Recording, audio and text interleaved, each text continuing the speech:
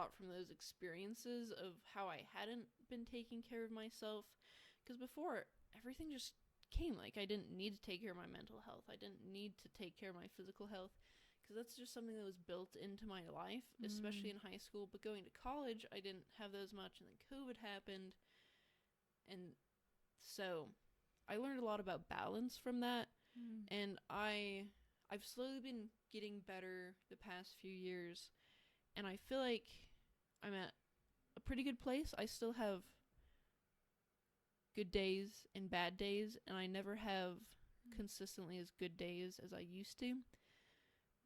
But I'm very grateful for my mental illness. I'm grateful for my darkness because of the greater light it's brought me to.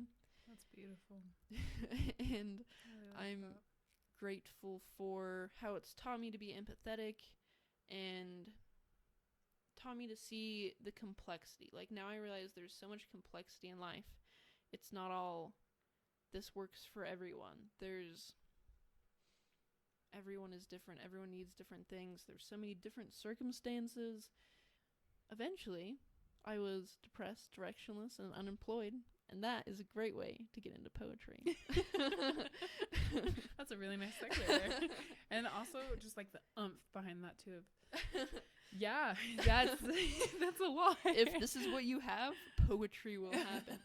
And I mean, it's true. Like, a lot of the time I see my poetry as my pain on paper.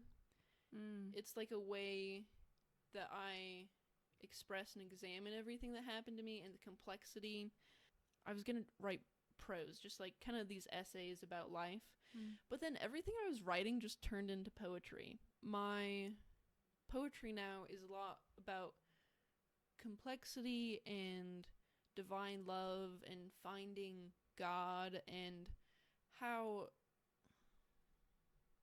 I don't know, seeing God in like different ways and the vastness of God.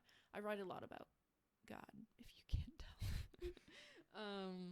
Yeah, I also like writing kind of journal poetry, stuff about nature. But the goal of my poetry is to help people be not just religious, but also spiritual